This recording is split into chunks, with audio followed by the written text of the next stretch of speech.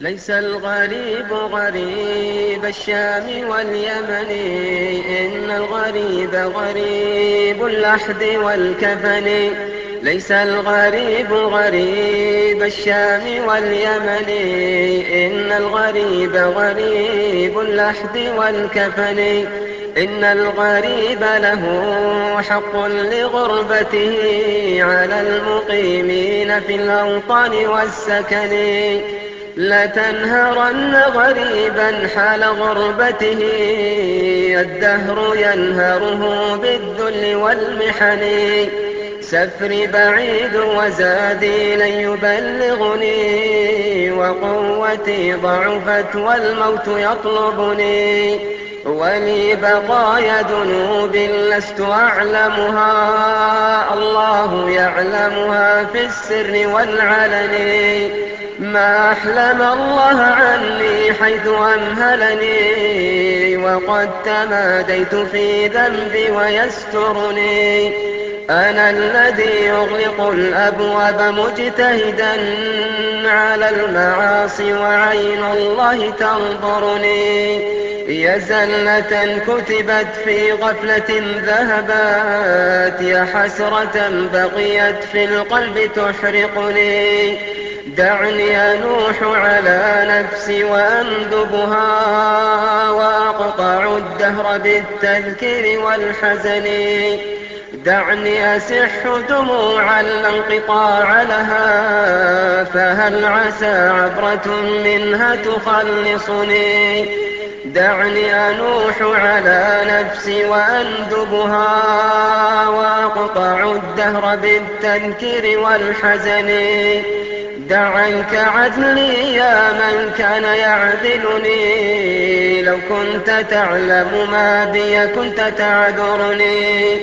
كأنني بين كل الأهل منطرحا على الفراش، وأيديهم تقلبني. وقد أتوا بطبيب كي يعالجني، ولن أرى الطب هذا اليوم ينفعني. واشتد نزعي وصار الموت يجذبها من كل عرق بلا رفق ولا هون. واستخرج الروح مني في تغرغرها، وصار ريقي مريرا حين غرغرني. وغمضوني وراح الكل وانصرفوا، بعد الإياس وجدوا فشر الكفن. وقام من كان حب الناس في عجل، نحو المغسل يأتيني يغسلني. وقال يا قوم نبغي غسلا حذقا، حرا أديبا أريبا عرفا فطني.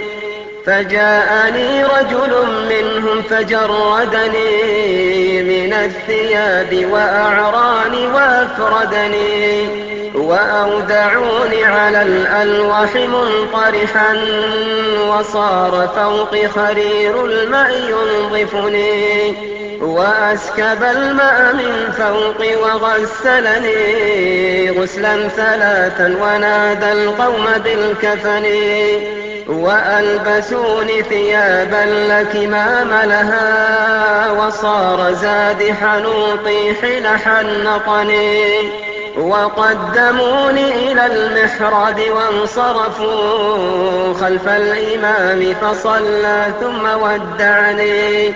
صلوا علي صلاة لا ركوع لها ولا سجود، لعل الله يرحمني. وأنزلوني إلى قبري على مهل، وأنزلوا وحدا منهم يلحدني. وكشف الثوب عن وجهي لينظرني، وأسبل الدمع من عينيه أغرقني. فقام محتزما بالعزم مشتملا، وصفف اللبن من فوقي وفارقني. وقال هلوا عليه الترب واغتنموا حسن الثواب من الرحمن ذي المنن. في ظلمة القبر لا أم هناك ولا أب شفيق ولا أخ يؤنسني، وهالني صورة في العين إذ نظرات من هول مطلع ما قد كان أدهشني، من منكر ونكير ما أقول لهم قد هالني أمرهم جدا فأفزعني، فامنن علي بعفو منك يا أملي فإنني مثق بالذنب مرتهني، تقاسم الأهل مالي بعدما انصرفوا وصار وزري على ظهري فأثقلني، فلا تغرنك الدنيا وزينتها وانظر إلى فعلها في الأهل والوطن، وانظر إلى من حوى الدنيا بأجمعها